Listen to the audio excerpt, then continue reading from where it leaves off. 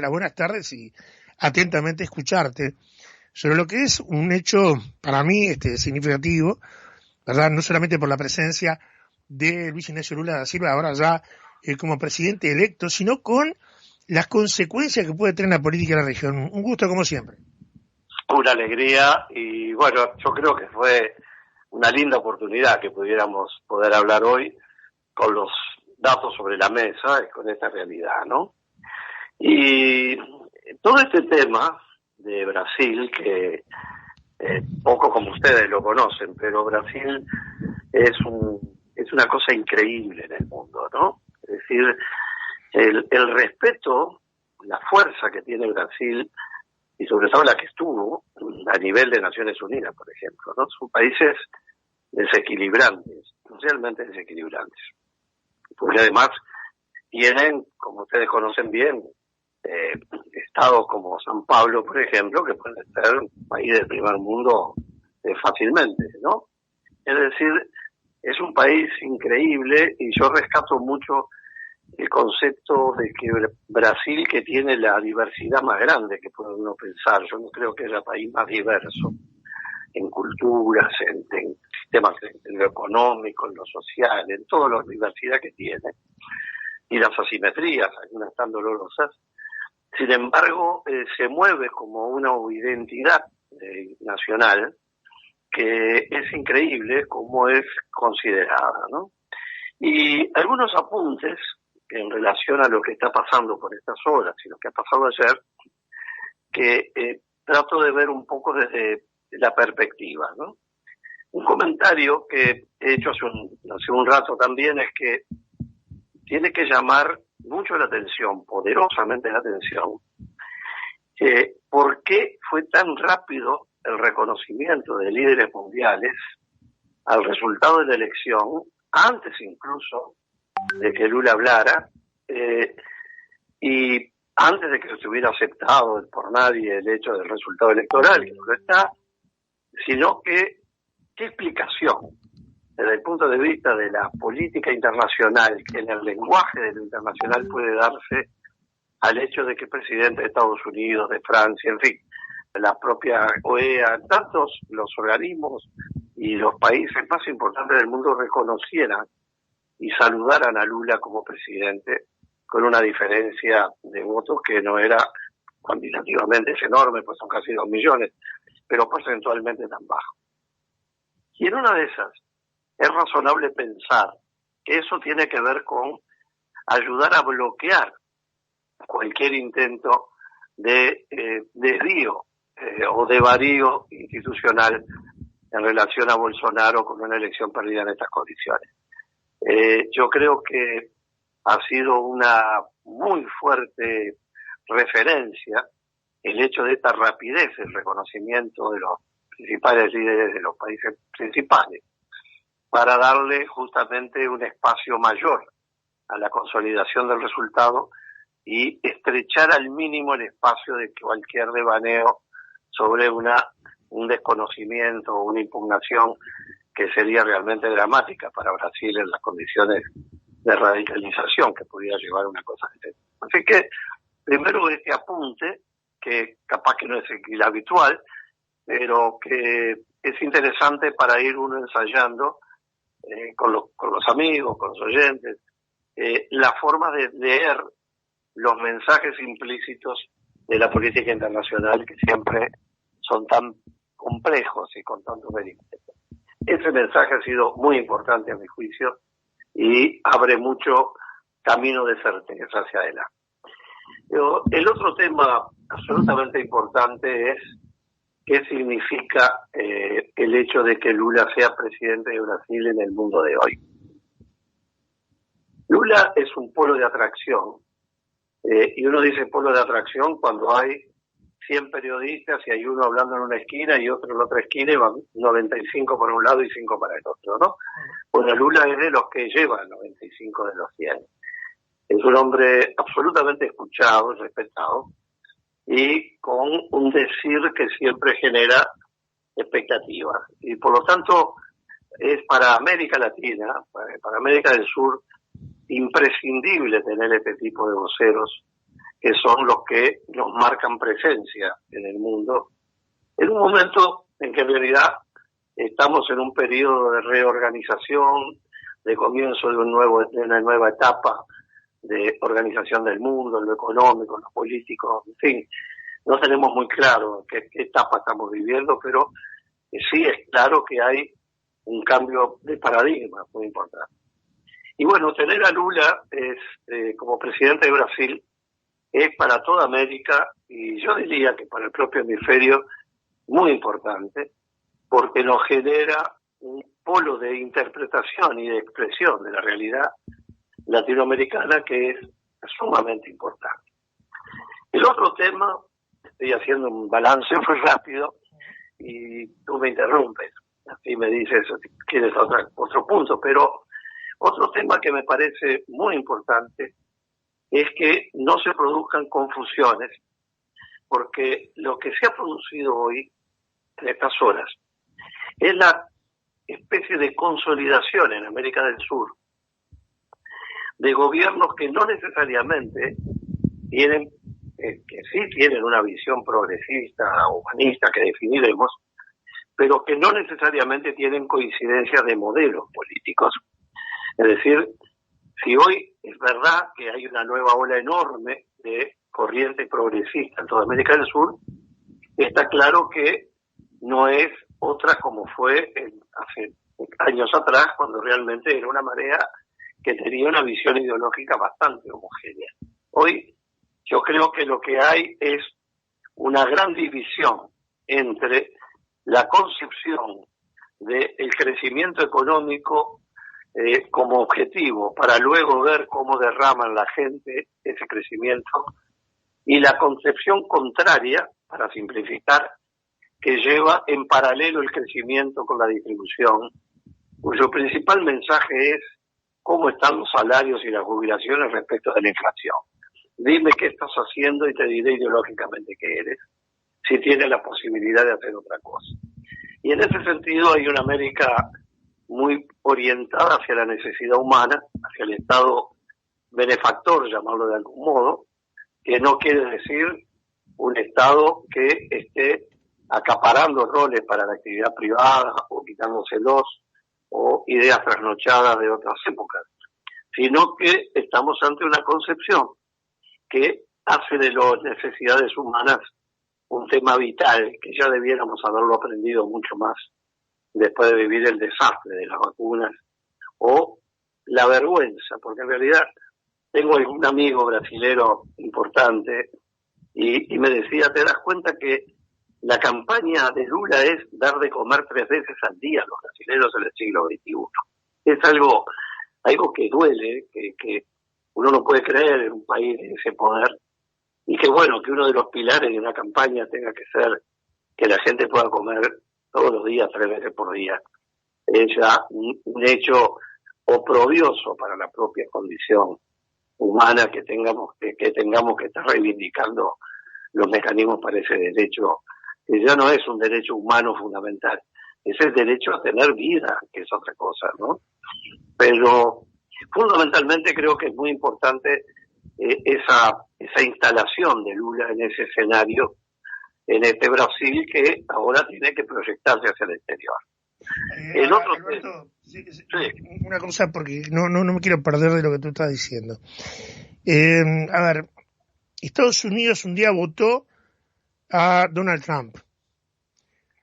Cuando llegó un momento estaban contando los días para que se fuera y aparece Biden. Hoy, de acuerdo a amigos que tenemos en Estados Unidos, están rezando que Trump se presente para que Biden salga de una buena vez, porque fue un gobierno, dicen ellos, fallido. En Brasil nadie esperaba la presencia de Bolsonaro y la presidencia de Bolsonaro, que era un ciudadano puesto a presidente y decía lo que se le antojaba, lo que quería, que no perdió tan feo como para decir Brasil estaba en una situación tremenda y era de urgencia que él saliera del gobierno, porque como tú bien decías, si bien en votos la diferencia es importante, porque son más de 2 millones de votos, pero en el porcentual no era tanto. Inclusive si tomamos en cuenta el resultado de la primera vuelta con el de la segunda, de los votantes que no habían votado o que votaron en blanco anulado, quien más rescató fue Bolsonaro. Entonces, ¿cómo podemos entender todo esto? Y lo otro que te lo planteo, que si de repente todo este cambio que hay a nivel mundial, porque eran todos críticos con la situación de Lula, tiene que ver con el anuncio de Lula de decir que había que abandonar un poquito la izquierda para volcarse más al centro. Varias cosas en una, apelo a tu poder de razonamiento, que sé que es muy importante, para ver si me lo puedes explicar a mí. A ver, es así como tú dices. Primero que nada, porque yo creo que lo más inteligente que ha pasado en esta elección es la elección del vicepresidente que eligió Lula, ¿verdad? Es decir, al hombre que le dijo que quería que Lula iba a volver a la campaña electoral para volver a la escena del crimen como gobierno, ¿no? Sí, es cierto. Sí. Es decir, el gobierno estará a cargo de Lula con una visión progresista, para usar una palabra que todo el mundo usa, pero está claro que está rodeado de un espectro que va desde un centro hasta centro derecha en algún aspecto, con socialdemócratas, es decir, es realmente un espectro amplio que garantiza un Brasil sin sobresaltos ideológicos, que es lo primero de todo, ¿verdad? Que es decir, es un mensaje contra la radicalización de las cosas. El otro aspecto, que es el de Bolsonaro, que tú muy bien dices, Bolsonaro lo que perdió es el resultado de la elección, pero no perdió políticamente. Es decir, que el bolsonarismo conserve San Pablo y Río, es decir, San Pablo que está en poder, nada menos que de una corriente contraria al presidente electo, es un mensaje poderosísimo. Y que las elecciones se hayan resuelto a partir del 60 y pico, 70% del escrutinio, cuando comienzan a venir los votos del nordeste pobre brasilero, es la demostración de cómo funciona la fluctuación. Y voy a decir algo más.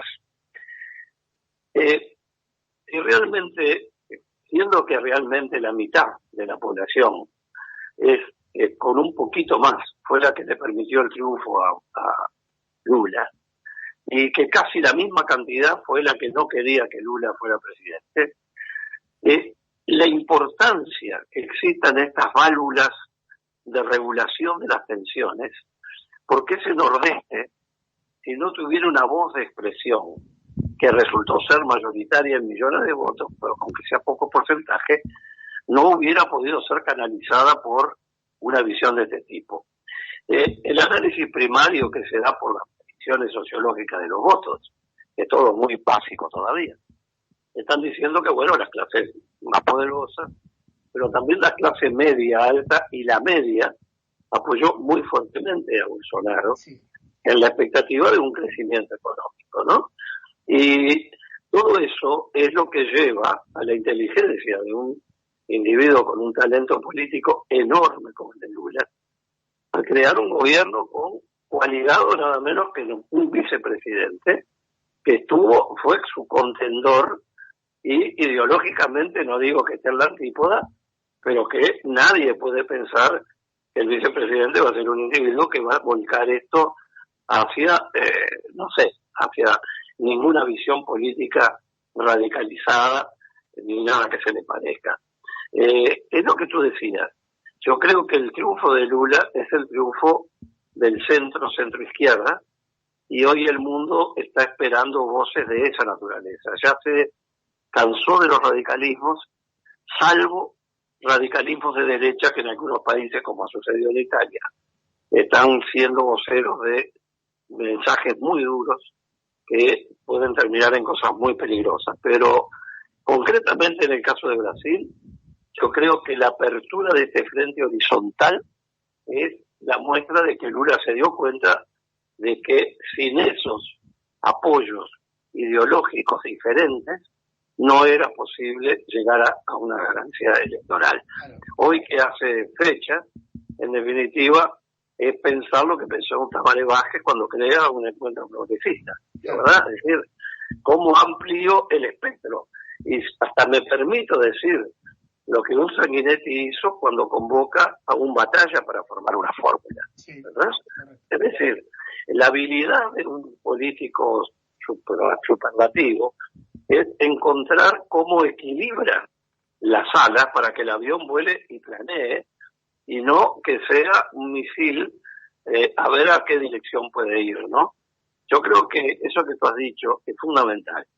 Y el caso de la pasteurización extrema que estamos viviendo, como el caso de Estados Unidos que tú ya nombrabas, bueno, lo que pasa es que es difícil decir estas cosas, pero porque tampoco uno tiene la certeza, pero como idea, está claro que a Trump lo devoró el personaje, ¿verdad? Sí, totalmente. Pero porque yo soy de los que creo que nadie llega a presidente siendo torpe, ¿sí?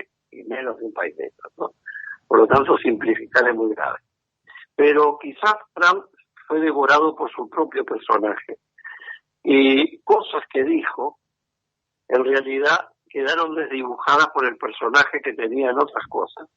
Cuando hoy se ve que algunos de los disparates que dijo eran disparates y otros no lo eran tanto. Entonces, los mensajes que está dando él ahora, de la oposición, frente a una situación en Estados Unidos de esta complejidad, con un presidente Biden al frente de las cosas que está, bueno, genera expectativas y hoy yo no sé, pero estoy seguro que tiene un peso político de expectativa de poder ser nuevamente presidente muy grande. Por eso, las sociedades, como tú estás diciendo, en definitiva lo que este concepto me comparto, es que las sociedades no son rutas flechadas en una sola dirección, y que son las necesidades de cada tiempo y el contexto las que van llevando. Por eso yo sigo insistiendo.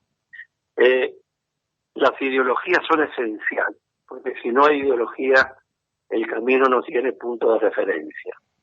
Pero son las personas las que están llamadas en cada tiempo dado a ser elegidas para ser los mejores conductores del tiempo que nos toca vivir. Es decir, cada día yo creo más en la necesidad de que personas definidamente establecidas en una concepción ideológica, que es lo primero que uno tiene que saber de lo que son capaces y de lo que no son capaces de hacer, y sus equipos, elegirlos como las personas que en un momento dado tengan que conducir una sociedad en cada tiempo. No hay más la vieja fórmula cerrada de que porque se era de tal cosa para siempre se iba a hacer la mejor respuesta para todos los problemas. Yo creo que ese es el tema. Y un detalle, Iván, que no quería olvidar porque sé que es un tema que los dos sentimos mucho como condición humana, ¿no? El hecho de Lula, que es una historia de superación en su vida, es decir, hoy todo el mundo insiste que fue nuestra Botas y que a lo que llegó a ser el tres veces presidente. Lo que es como ejemplo para las nuevas generaciones, el modelo de vida de superación de la adversidad. Es decir, la fuerza vital que tiene alguien para superar todo lo que tiene que superar, y cuando incluso estaba dado por muerto en todos los aspectos, y preso y ya decapitado, y desde el punto de vista de su prestigio, no salir del país, quedarse y decir, bueno, yo voy a volver a defender lo que creo, no sé. Bueno, ese mensaje concretado ahora en este resultado electoral, más allá del resultado electoral, es un mensaje muy fuerte a la condición de la voluntad humana y de la determinación humana de estar en una vocación. Yo eso lo valoro para transmitir a la gente joven, para que sea capaz de darse cuenta que la adversidad es siempre durísima, pero también hay una capacidad de superar la adversidad. Y estos ejemplos son muy buenos a mi juicio, porque son pragmáticos, son fáciles de entender, cómo una persona supera todo lo que supera para llegar a remontar lo que remontó, ¿no? Claro. Y tenemos 5 minutos para la parte final. Es un tema largo lo que te iba a plantear, pero tu poder de síntesis. ¿Cómo ves un gobierno de Lula con un parlamento de mayoría bolsonarista, que inclusive, según tengo entendido, tiene las mayorías como para aplicar el impeachment? Y lo otro, Almen, ¿se puede transformar para Lula en el Temer de Dilma Rousseff? A ver, yo creo que lo de Dilma no se va a repetir, creo. Pero lo más importante es la primera parte para mí, y es que la propia configuración del espectro político que apoyó a Lula en esta campaña, hay que tener en cuenta que la configuración parlamentaria brasileña es bastante distinta a la habitual, porque además hay un enorme peso de la influencia de los gobernadores de los estados y de los intereses que cada uno de los estados tiene, que hace que la negociación política parlamentaria no sea la clásica, es decir, se negocia mucho también por intereses regionales. Pero también hay un enorme peso dentro del Parlamento de gente que es de centro, por decirlo de algún modo, y aquí hay un valor diferencial, para hacerlo muy breve. Lula lo que tiene es una enorme capacidad negociadora. Y en estos momentos lo que se precisa para conducir es tener una enorme capacidad negociadora.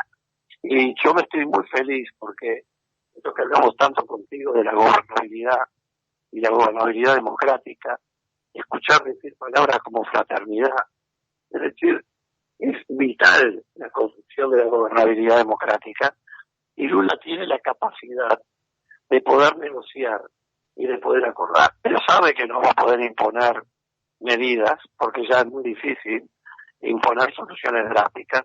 Drásticas me refiero de resultado inmediato en todo. Pero es un constructor de acuerdos, es un negociador de toda la vida. Y yo creo que el ejemplo es el vicepresidente que puso y el espectro que armó, ¿no?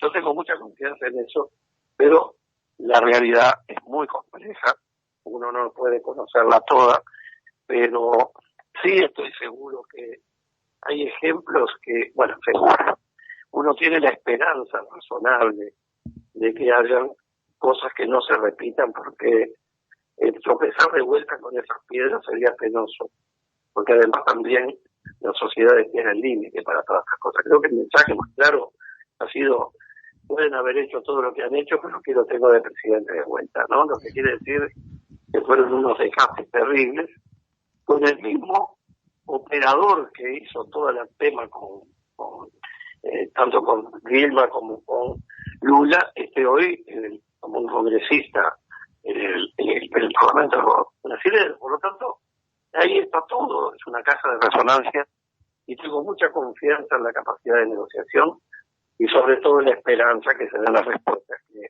Brasil necesita, y egoístamente la importancia de la trascendencia de Brasil como locomotora, no que guíe, como digo, sino que forme parte de la línea de tracción y una América Latina que necesita marcar presencia. Bien, perfecto. Alberto, el gustazo de siempre. Si te parece, nos reencontramos el próximo viernes. No, hasta el próximo día. Perfecto. Estuvo con nosotros el doctor Alberto Schiavarelli haciendo un análisis de lo que es esta